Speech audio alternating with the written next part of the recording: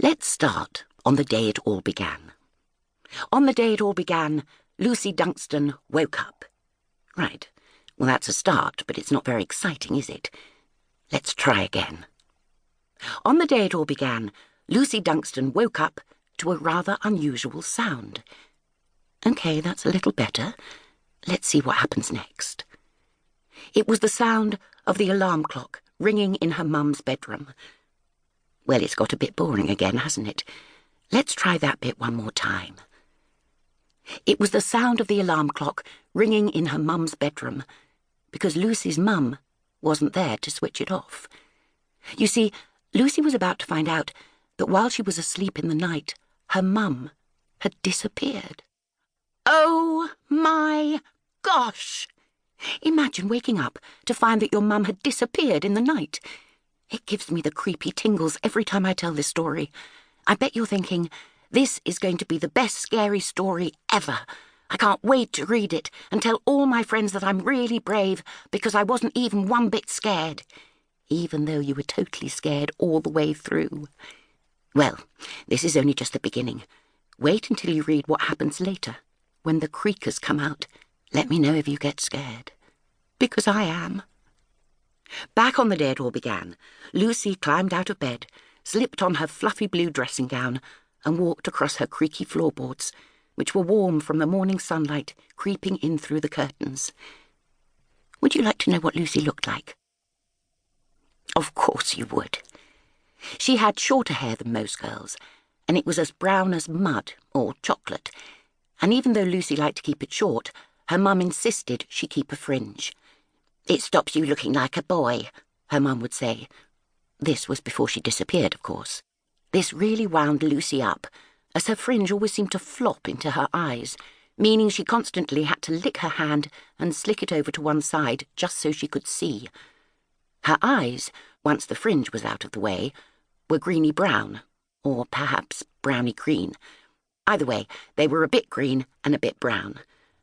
You could say there was nothing particularly remarkable about Lucy at all, and it's true. She was no different from any other child in Whiffington, which is another way of saying she was quite remarkable indeed. Anyway, more about that later. "Mum," Lucy called, padding across the landing towards her mum's bedroom. But of course, you already know there was no reply, because her mum was gone. Lucy's heart started beating faster in her chest as she gently opened the bedroom door and stuck her head inside. Mrs. Dungston's book was still on the bedside table, a bookmark poking out, with her reading glasses perched on top. Her empty cocoa cup with a yellow polka dot pattern sat beside it. Her slippers were neatly positioned on the floor. It was all as it usually was, except for the piercing ringing of the alarm clock and the spooky, empty bed. Lucy stopped the alarm clock and ran to check the bathroom.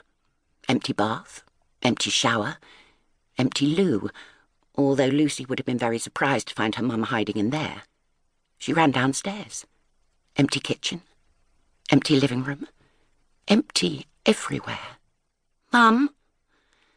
Mum!" she called, a note of panic rising in her voice, and her heart leaping like a frog in her chest. She was beginning to get an awful feeling that something terrible might have happened, and it was a feeling that Lucy already knew. You see, the really creepy thing was that this wasn't the first time it had happened to Lucy Dungston. A few months ago, her dad had vanished too. Unbelievable, right? Lucy's mum had been devastated. Must have run off with another woman. Lucy had heard one of the other mums whispering in the school playground. "What a cheating, rotten man," another had said, shaking her head. But Lucy didn't think her dad was rotten at all. She couldn't believe he would run off without saying goodbye to her, without leaving a note, without saying where he was going, without finishing the half-eaten chocolate hobnob and barely sipped cup of tea she'd found on his bedside table the next morning. So, on this morning, on the day it all began, Lucy had the strangest feeling that somehow this was all connected, that something weird was going on.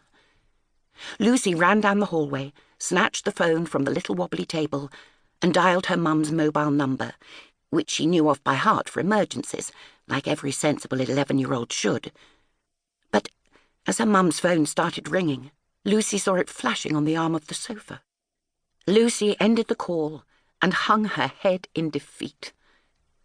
Defeat. Feet. Shoes. Her mum's shoes. She ran to the front door.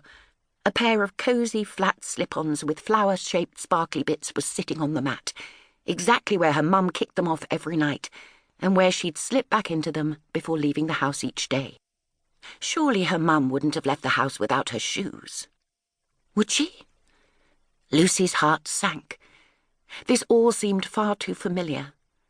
On the day her father disappeared, one of the strangest things was that his favourite chunky black boots with yellow laces, which he wore every single day, were still sitting by the front door, like he'd never left. Just like her mum's shoes.